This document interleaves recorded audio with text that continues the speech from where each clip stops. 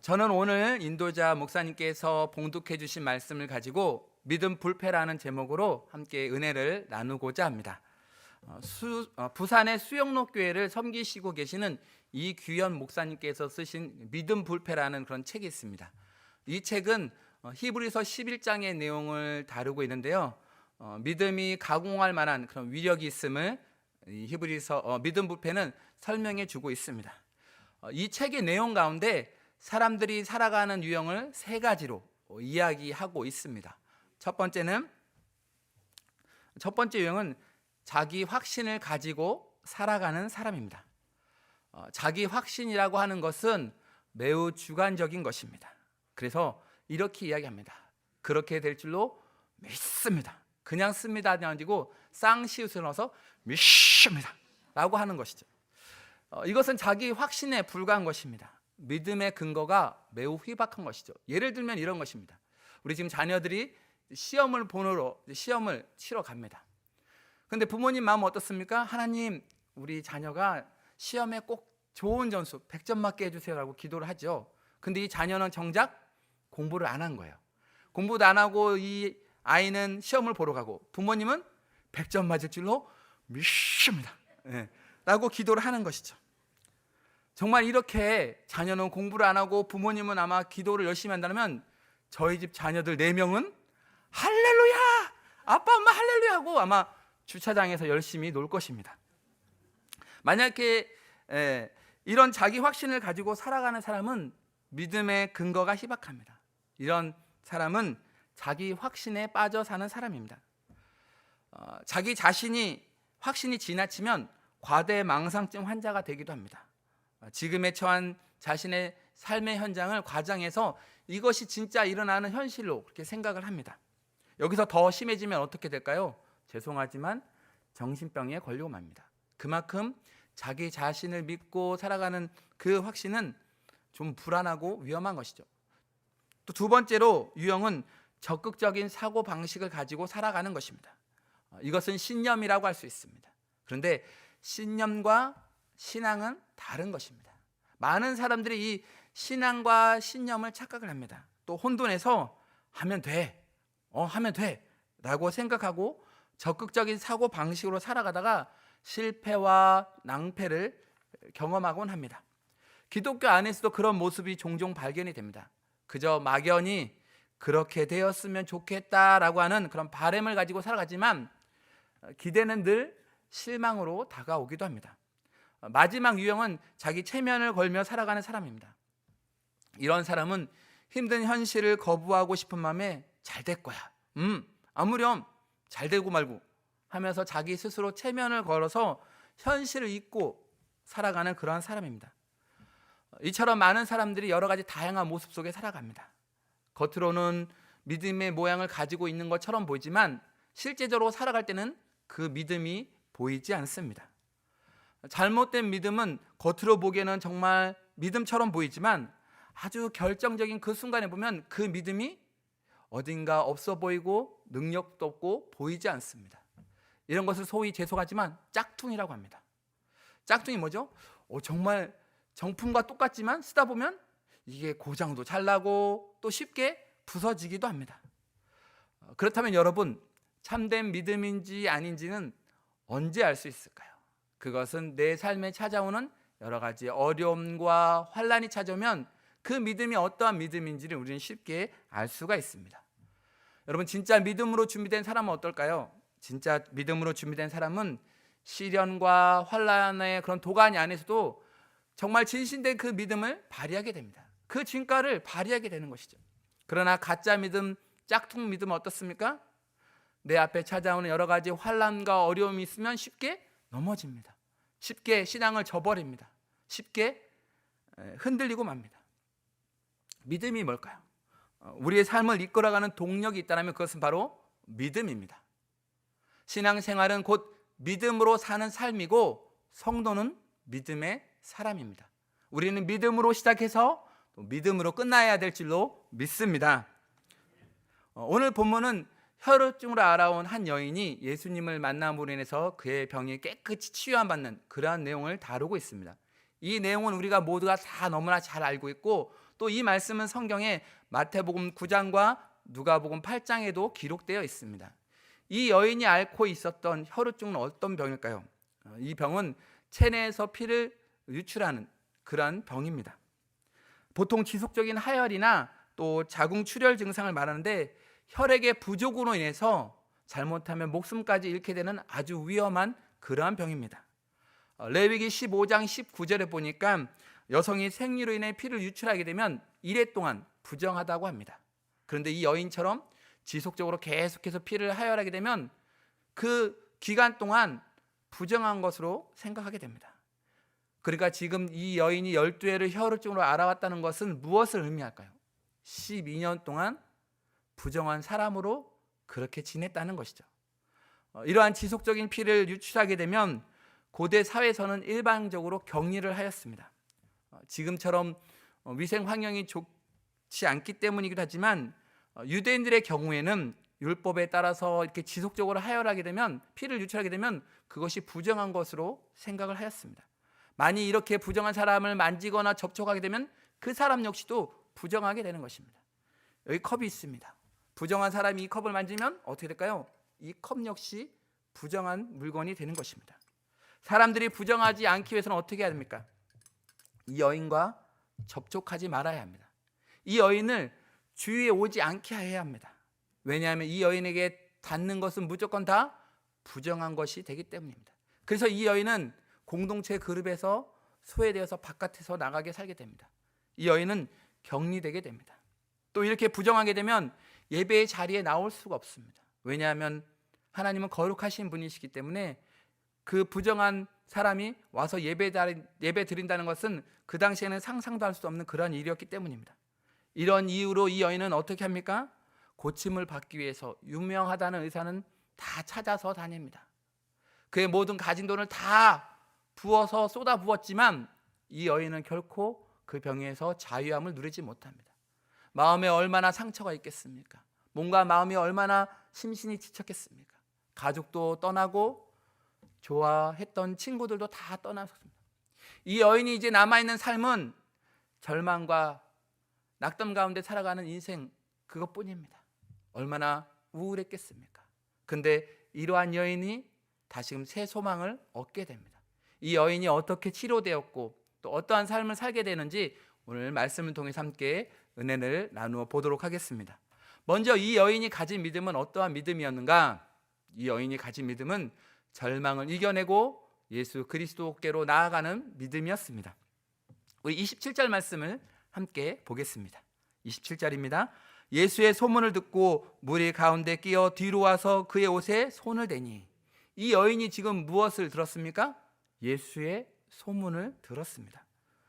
이전에는 예수님에 대해서 잘 알지 못했습니다. 아니요, 어쩌면 예수님의 소문이 있었지만 이 여인이 무관심했을지도 모릅니다. 자기 자신의 관심사가 아니면 잘 들으려고 하지 않습니다.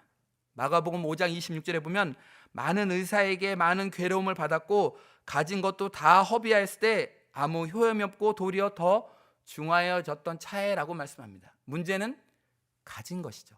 가진 것이 있으면 다른 사람의 말에 귀가 열리지 않습니다.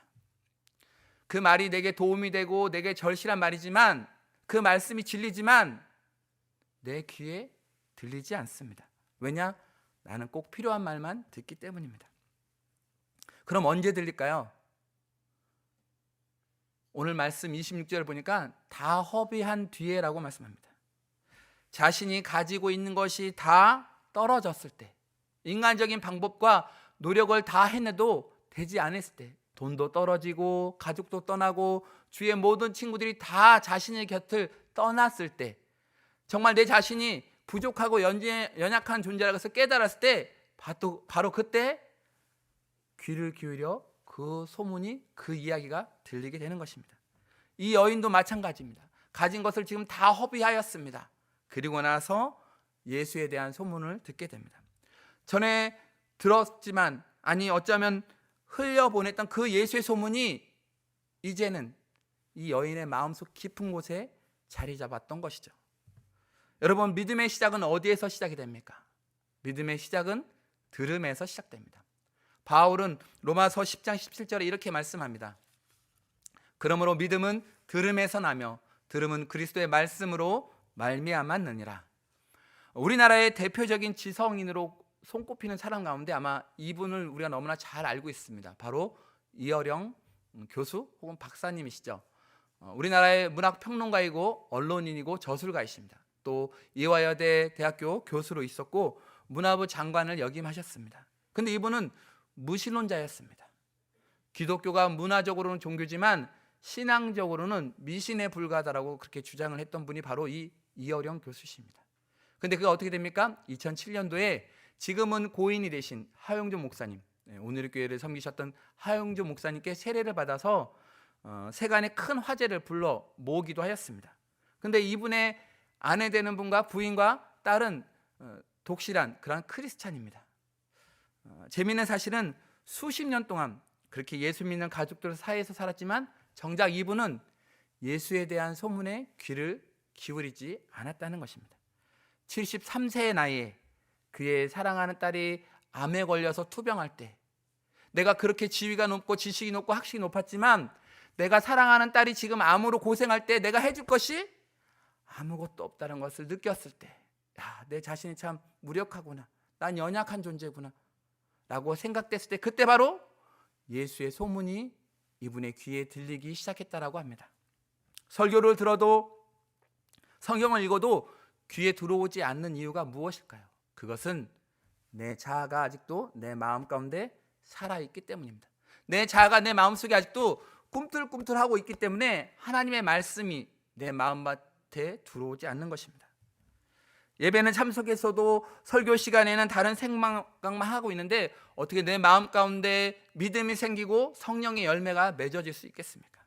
내 생각과 내 마음을 예수님이라는 그 주파수에 맞추어서 하나님의 말씀을 우린 곱씹어서 내 마음판에 새겨야 될 줄로 믿습니다. 그리고 하나님의 말씀을 간절함으로 또 사모함으로 들으면서 마음속으로 뜨거운 회개와 또 주님을 향하고 싶은 그 마음이 생겨나게 될 줄로 믿습니다. 세상에는 많은 소리가 있습니다. 또 많은 소문들이 있습니다. TV 채널과 또 요즘에는 이렇게 비대면이 되다 보니까 유튜브에 각종 여러 가지 많은 것들이 참 많이 있습니다. 그러다 보면 지치고 힘든 우리의 삶이 이 유튜브에 재미난 것, 또 TV 드라마나 여러 가지 오락 프로그램에서 즐겁게 웃을 때가 있습니다. 그런데 여러분, 그 웃음이 계속 갑니까? 그 웃음이, 그 즐거움이 여러분의 인생을 변화시킵니까? 결코 아닙니다. 우리의 삶을 변화시키고 우리의 인생을 변화시키는 것은 오직 딱 한 가지입니다. 바로 예수 그리스도의 소문인 줄로 믿습니다. 예수 그리스도의 소문을 들으면 우리의 인생이 변화됩니다. 우리의 삶이 변화되는 줄로 믿습니다. 12년 동안 혈우증을 앓아왔던 이 여인의 귀에 예수의 소문이 들렸습니다. 그때 이 여인이 어떻게 합니까? 주저하지 아니하고 예수께로 나아갑니다. 이 여인이 예수님께 나온 그 자체가 얼마나 큰 일인지, 큰 믿음인지 모릅니다. 더군다나 이 여인의 입장에서 예수님께 나아간다는 것은 너무너무나 힘든 일이었습니다. 왜냐하면 이 여인은 혈우증으로 이미 부정하다고 판단받은 여인이기 때문입니다. 율법에는 이 병을 앓고 있는 사람들이 많은 군중 속에 들어올 수 없다라고 이야기합니다. 혹여나 그 많은 군중 무리 가운데 이 여인이라도 발견되면 아는 사람이 이 여인이 부정하다, 저 여인이 혈우증을 앓고 있다라고 한다면 이 여인은 더 큰 일이 벌어지는 그런 상황입니다. 또 생각해 보십시오. 그 궁중에 많은 사람이 몰리는데 이 여인은 지금 12년 동안 혈우증을 앓아왔습니다. 지칠 대로 지친 몸입니다. 많은 군중들이 여기저기 밀었을 때 이 여인이 어떻게 했을까요? 아마 그 자리에서 버티길 힘도 없었을 것입니다. 이내 금세 아마 지쳐서 쓰러졌을 것입니다. 그러므로 예수님께 나아간다는 것은 이 여인으로서는 너무나 힘들고 어려운 그런 일입니다. 그러나 이 여인은 사람들이 보는 것도 힘이 드는 것도 개의치 않았습니다. 이 여인이 바라보고 이 여인이 힘을 내서 한 걸음 한 걸음 옮길 수 있다는 것은 그것은 바로 예수님께로 나아가야 한다는 진념 하나였습니다. 그 진념이 바로 이 여인을 믿음으로 옮기는 그런 행동으로 실천하게 만들었습니다. 그러나 이 여인은 아마 예수께로 나아가면서 이런 고백을 하지 않았을까 생각이 됩니다. 고통의 멍에 벗으려고 예수께로 나갑니다. 자유와 기쁨 베푸시는 주께로 갑니다. 병든 내 몸이 튼튼하고 빈궁한 삶이 부해지며 죄악을 벗어 버리려고 주께로 갑니다. 2절 함께 고백할까요? 낭패와 실망 당한 뒤에 예수께로 나갑니다. 십자가 은혜 받으려고 주께로 갑니다. 슬프던 마음 위로받고 인생의 풍파 잔잔하며 영광의 찬송 부르려고 주께로 합니다.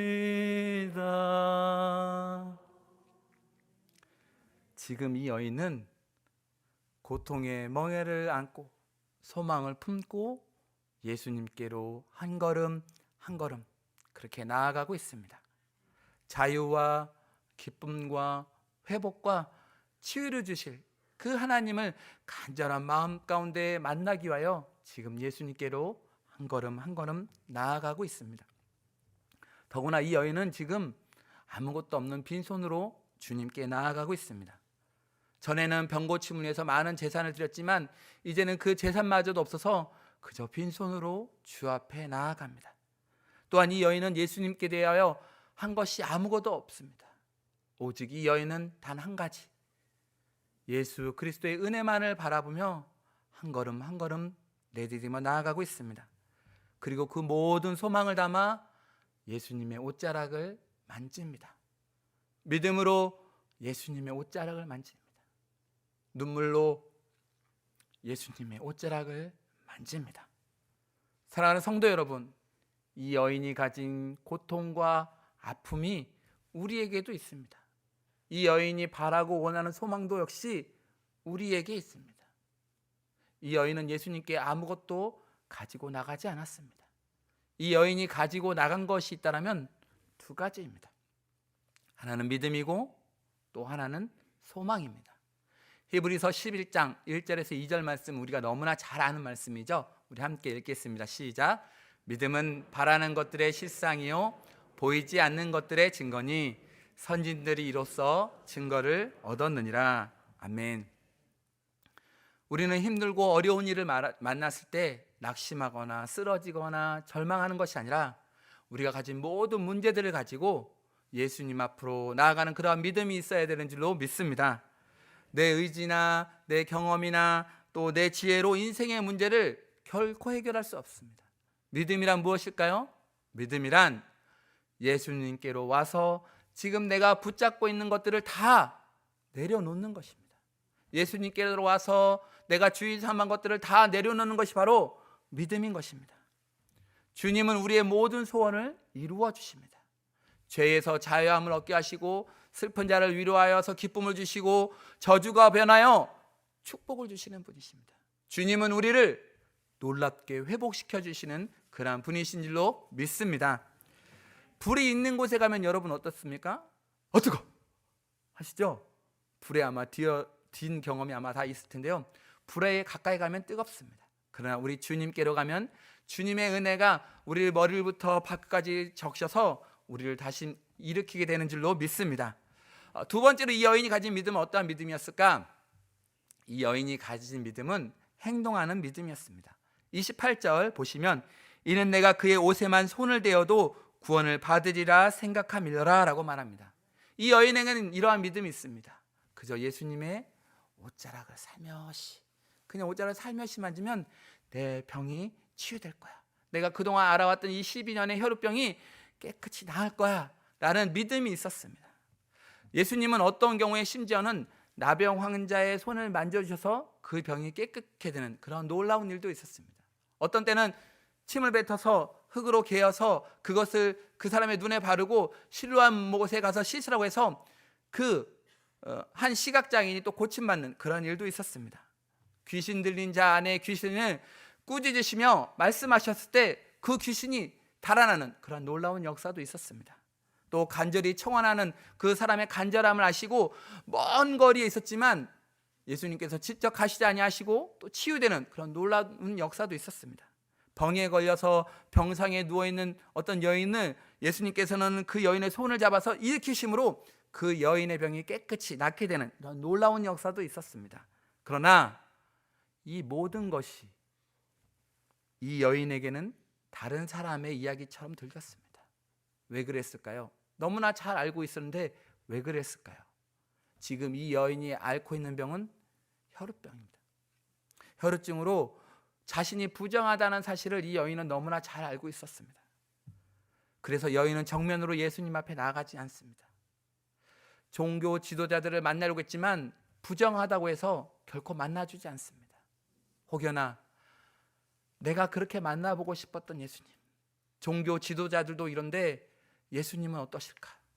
예수님도 만나는 것을 혹은 꺼려하실까? 무척이나 두려웠을 것입니다. 또한 자신이 혈우증을 앓고 있다는 것이 그녀에는 개인적인 것이고 비밀스러운 것이었습니다. 그런 사실이 공개적으로 알려지거나 거론되는 것을 원치 않았던 이 여인은 예수님께 나아갈 자격이 없다고 생각했습니다. 그러나 이 여인은 분명한 한 가지 사실을 알았습니다.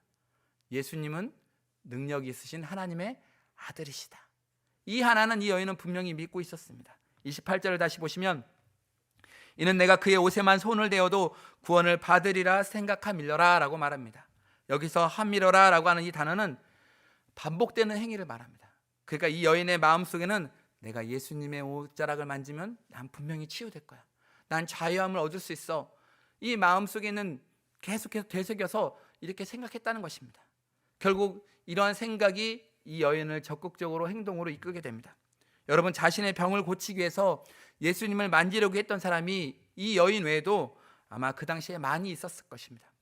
마가복음 3장 10절에 보면 예수님께서 많은 병자의 병을 고쳐주시다 병들어 아파하는 사람들이 많은 사람들이 예수님께 달려왔습니다. 예수님의 옷자락이라도 예수님께 혹시 고쳐주지 않을까 하는 그런 마음 가운데 예수님께 나와왔습니다. 그러나 예수님은 그 많은 사람들을 무리 가운데 있지 아니하시고 그들을 피해서 배에 오르셔서 배 위에 서서 말씀을 전하셨습니다.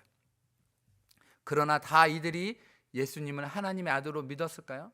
그분이 나의 참된 구세주라고 믿는 것은 아니었습니다. 그들은 단지 예수님 앞에 그저 가면 그분이 탁월한 능력이 있고 내가 지금 아파하고 있는데 그분이 나를 조금이라도 만져주시고 나를 위해 기도해 주시면 내 병이 나을 거야 라는 그런 생각밖에 없었습니다.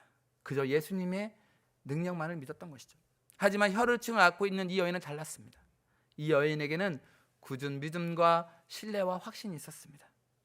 이 여인은 자신의 손만 댄 것이 아닙니다. 자신의 간절한 마음과 또 주님을 향한 신실한 믿음으로 예수님의 옷자락을 그녀는 만지게 됩니다. 한 믿음 좋은 처녀가 남자와 결혼하여서 남편이 생활하는 전주에서 가정을 꾸미게 되었습니다. 근데 시어머니가 정말 열심히 믿는 그런 불교의 보살이었습니다. 그래서 며느리가 교회 나가는 것이 너무나 싫었던 것입니다.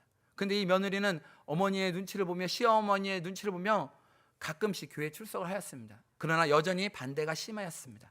하루는 남편이 이렇게 말합니다. 여보, 어머니가 이렇게 반대하시니까 10년 후에 교회를 나가는 게 어때? 그때 되면 아마 긴 세월 동안에 어머님의 마음도 좀 추스러지셔서 10년 뒤에는 당신이 꼭 교회 가도록 하실 거야. 그러니 여보 10년만 참어 라고 이야기를 하였습니다. 이 남편은 어떤 생각이 들었냐면 10년이면 내 아내가 신앙생활을 못하니까 신앙생활 접겠지? 하지 않겠지? 라고 생각했던 것입니다. 그런데 이 부인은 아니었습니다. 이 부인은 비록 교회는 못 가지만 구역장님을 통해서 매주일 주보를 받아서 여기에 나와 있는 본문 말씀을 읽고 묵상하며 혼자 가정 예배를 드렸습니다. 그리고 이 부인은 약국을 경영하고 있었습니다. 그래서 구역장님을 오시라고 해서 또 11조를 그 구역장님 손으로 해서 교회에 보내드렸습니다. 그리고 목사님께 기도 제목을 드렸습니다. 우리 가정이 다 예수 믿게 해달라고, 시아버지 시어머니 다 예수 믿게 해달라고, 내 남편도 예수 믿게 해달라고 간절히 기도의 제목을 부탁드렸습니다. 그리고 이 여인은 3남매를 낳게 됩니다. 3남매를 3명의 자녀를 두었는데 이 자녀들을 다른 곳보다도 교회 유치원에 보내는 것이었습니다. 그리고 유치원에 어떤 행사가 있으면 꼭 이 세 아이를 무대에 세워달라고 했습니다. 왜냐하면 이 부인이 일 때문에 너무나 바쁘니까 그렇게 해서라도 시어머니를 자꾸 교회로 보내려고 했던 것입니다. 근데 시어머니 마음은 어떻습니까? 난 안 간다. 내가 왜 교회 가냐? 너 나가라. 안 가면 됐지 뭐. 이렇게 하는 거예요. 그러니까 이 부인이 머리를 씁니다. 어머니, 그래도 누군가는 가야 되지 않겠습니까? 손주들이 앞에서 재롱을 떠는데 아니 아무도 안 가면 애들이 실망하지 않을까요? 그 말이 맞긴 맞죠? 네. 그래서 겨우 못 이겨서 하루는 교회를 갑니다. 앞에는 손주들이 열심히 율동하고 있는데 재롱을 떨고 있는데 이 시어머니는 맨 뒷자리에서 보고만 있습니다. 그리고 또 한 번은 우리 손주들이 너무너무 잘하니까 조금씩 갈 때마다 앞자리를 해서 어느 날은 맨 앞자리에 앉게 되었습니다. 아이고 저렇게 잘하네. 보세요. 쟤 저렇게 잘하죠? 제가 우리 손주예요. 아이고 너무 잘해. 이제는요 옆에 있는 분들에게 저 아이가 자기 손주라고 칭찬까지 하는 것입니다. 이렇게 세월이 흘러서 이제 10년이 지났습니다. 부인이 남편에게 얘기합니다. 여보, 오늘이 무슨 날인지 아세요? 글쎄, 오늘이 당신 생일인가? 아니면 결혼기념일? 오늘이 바로 10년 전에 당신이 나한테 약속한 바로 그 날이에요. 10년이 지나면 교회 가게 해주신다 그랬죠? 저 교회 가고 싶어요. 제가 그동안 당신 보기에는 교회도 안 나가고 신앙생활 안 한 것 같지만 아니에요. 내 나름대로 방에서 기도하고 예배 드렸어요. 그러니 이제 교회 가게 허락해 주세요. 10년 동안 자기 혼자 예배 드렸어? 아니 나는 교회 안 나가니까 신앙생활 다 접은 줄 알았지. 이제 끊어놓은 줄 알았지. 엄마! 어머니한테 가서 자초지경 얘기했어요. 엄마, 아내가 지금 이렇게 해서 지금 이렇게 예배 드렸대. 이제 어떻게 하지 엄마? 어떻게 해야 될까? 그러자 이 시어머니가 이렇게 말합니다. 옳거니 얘야, 한 사람이 그렇게 예수 믿는데도 이렇게 부자가 되고 우리 집안이 이렇게 형통한데 이왕이면 우리 다 예수 믿고 다 부자 되고 다 행복하게 살아보자꾸나. 이럴 때 좀 얼쑥 이렇게 나와야 될 것 같은데. 네, 할렐루야죠. 사랑하는 여러분, 자신의 부족함과 연약함 때문에 주님께 나아가기를 망설이다가 기회를 놓치시는 그런 어리석은 일이 없으시기를 바랍니다. 여러분 가운데 지금 힘들고 어려운 일이 있으십니까? 절망 가운데 있습니까? 누군가에게 말하지 못할 그런 마음들, 일들이 마음속에 꿍 하고 계신 분이 계십니까? 어떠한 상황과 형편이든지 여러분의 그 닥쳐있는 일이 크든지 작든지 여러분 두려워하지 마시고 부끄러워하지 마십시오. 적극적인 행동과 믿음으로 주 앞에 나아가시기 바랍니다. 적극적인 믿음과 행동으로 다시 일어서시기 바랍니다. 기도하실 때에도 적극적으로 기도하시고 또 예배 드릴 때, 찬송할 때도 적극적으로 예배 드리시고 찬송하시기 바랍니다. 또 봉사를 하든지 헌신을 하든지 적극적으로 헌신하며 봉사하시기 바랍니다. 여러분이 적극적인 그런 믿음과 또 행동으로 나아갈 때 기적이 일어나고 여러분의 안에 있는 모든 문제들이 다 풀어지는 놀라운 역사가, 은혜가 있기를 간절히 축복합니다. 마지막 세 번째로 이 여인이 가진 믿음은 어떤 믿음이었을까? 주님의 치유를 경험하는 축복의 믿음이었습니다. 29절을 보시면 이에 그의 혈의 근원이 곧 마름에 병이 나온 줄을 몸에 깨달으니라 라고 말합니다. 여기서 근원이라는 것은 헬라어로 폐계라고 합니다. 샘, 우물이라는 그런 뜻을 가지고 있는데요. 여인의 혈우증이 무엇 때문에 이렇게 오랫동안 계속되었는지는 모르지만 예수님의 그 능력으로 말미암아 이제는 그 원인이 제거되었음을 알 수가 있습니다. 또한 혈우증을 앓고 있던 이 여인이 당장 느낄 수 있을 만큼 그렇게 즉각적인 효임이 아마 있었음을 나타내고 있습니다. 예수님께서는 자기 자신에게 능력이 나간 것과 또 누가 내 옷자락을 만졌는지 너무나 잘 알고 계셨습니다. 그래서 30절에 이렇게 말씀하십니다. 예수께서 그 능력이 자기에서 나간 줄을 곧 스스로 아시고 무리 가운데 돌이켜 말씀하시되 누가 내 옷에 손을 대었느냐. 이 여인이 예수님의 옷자락을 만지자 마치 강력한 배터리나 어떤 고압이 갑자기 이렇게 흘러내려서 예수님에서 슝 하고 나간 것이 아닙니다. 여인은 자신의 믿음을 행동으로 보였고 예수님께서는 이 여인의 간절한 그런 믿음과 마음을 아시고 그녀의 병을 자유케 하였습니다. 깨끗하게 치료해 주셨습니다. 예수님께서는 당신에게 능력이 나가신 줄 알고 이렇게 물으십니다. 누가 내 옷에 손을 대었느냐? 누가 내 옷에 손을 대었느냐? 라고 물으십니다. 그러자 제자들이 이렇게 대답을 합니다. 예수님, 지금 보십시오. 이렇게 많은 무리들이 있지 않습니까? 예수님 지금 주위에도 지금 둘레에 많은 사람이 있습니다. 사람들이 왔다 갔다 하다 보면 예수님의 옷자락을 만질 수도 있지. 아니 예수님, 그 누가 손댔냐니 그렇게 물으십니까? 라고 약간 불평 섞인 그런 말투로 예수님께 대답을 합니다. 여러분, 예수님께서 누가 예수님의 옷자락을 손에 드는지 몰라서 물어보시는 것일까요? 아니면 그 옷자락을 손댄 그 여인을 난처하게 해주기 위해서 그렇게 물으신 것일까요? 예수님께서 그렇게 물으신 이유는 두 가지가 있습니다. 하나는 그 당시 거기에 모인 사람들에게 바로 이 여인을 통하여 예수님과 치유 사이의 관계는 오직 믿음뿐임을 알게 하시고자 하시기 위해서입니다. 그 당시 예수님의 어떤 신체의 일부나 옷을 만져 병이 낫는 일은 비일비재한 일이었습니다. 그러나 예수님께서는 이 여인을 많은 사람들 가운데 나오게 하시고 그의 믿음을 강조하심으로써 정말 참된 믿음이 무엇인지 그들에게 알려주시고자 공개적으로 그렇게 하신 것입니다. 두 번째는 제자들을 포함한 많은 사람들에게 이 여인의 믿음을 간증하기 위해서 하나님의 능력을 드러내기 위해서였습니다. 누가 내 옷에 손을 대었느냐? 예수님의 질문은 제자들의 대답을 원한 것이 아닙니다. 이 여인의 자발적인 간증을 원하셨던 것입니다. 예수님은 이제 이 일을 행한 여인을 보려고 둘러보셨습니다. 어쩔 수 없는 상황 가운데 이 여인은 머뭇거렸습니다. 다시 한번 두려움을 극복하고 한 걸음 한 걸음 예수 앞에 나아갑니다. 33절입니다. 여자가 자기에게 이루어진 일을 알고 두려워하여 떨며 와서 그 앞에 엎드려 모든 사실을 여쭈니.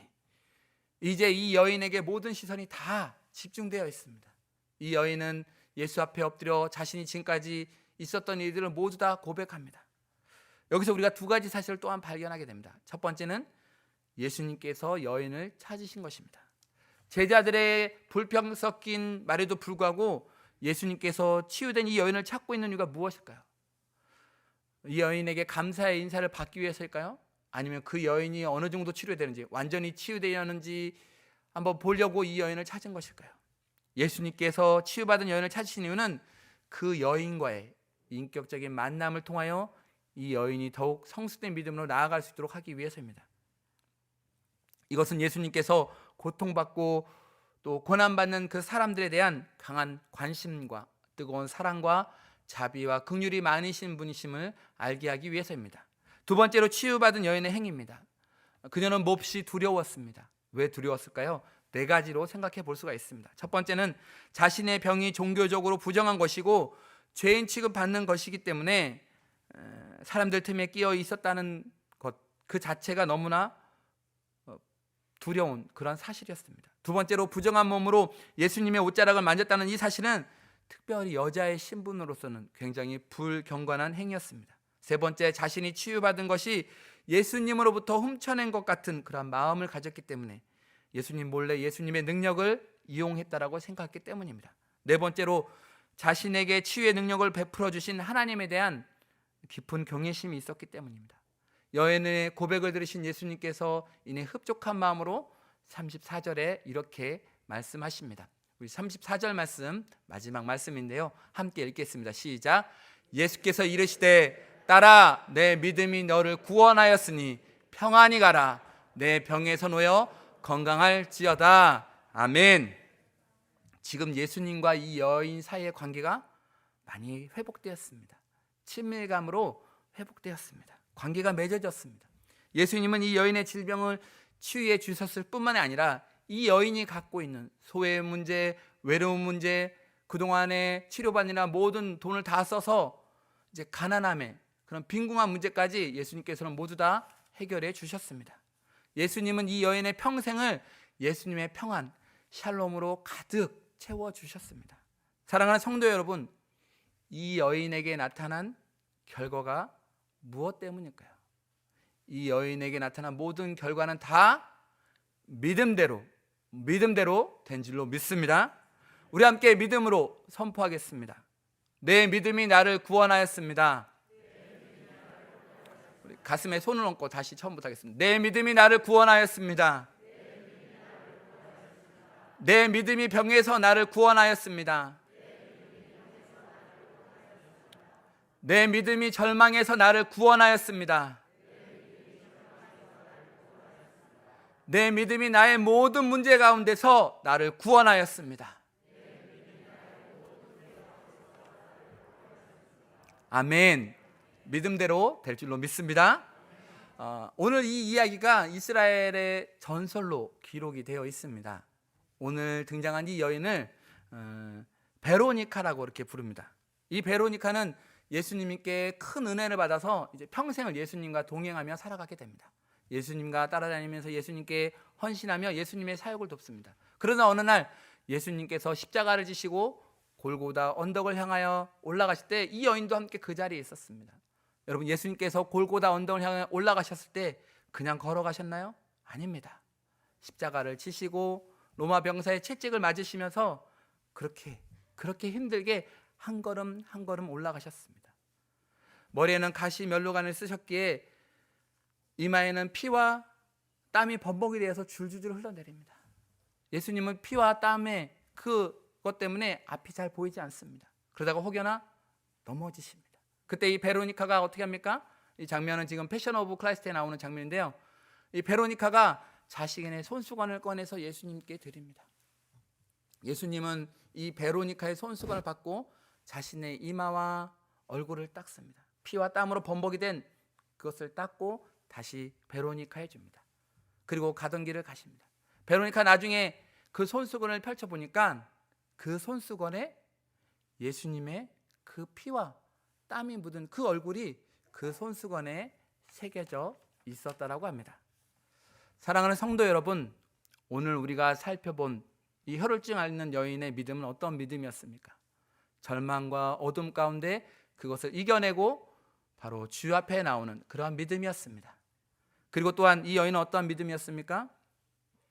많은 사람들의 그 따가운 시선에도 불구하고 그녀는 예수님께로 나아가 믿음으로 예수님의 옷자락을 만지는 그런 믿음의 행동을 보였습니다. 주님은 그 여인을 주목하셨습니다. 그 여인의 그런 행동을 관심 가지시고 보시고 그녀의 그 믿음대로 치유해 주시는 그런 놀라운 축복의 은혜를 주셨습니다. 그리고 그 축복을 이 여인은 믿음으로 누리게 되었습니다. 사랑하는 성도 여러분, 장기화되는 코로나19로 인해서 많이 힘들고 어려우실 줄 믿습니다. 그러나 이럴 때일수록 실패하는 믿음이 아니라 더욱 굳건한 믿음 가운데 하나님의 약속하신 그 약속의 말씀을 더 붙잡고 세상에 나가 승리하며 하나님의 이루신 놀라운 일들과 하나님의 행하실 그 기적들을 맛보아 누리는 그 주인공이 다 되시길 우리 주님의 이름으로 간절히 축원드립니다. 기도하겠습니다.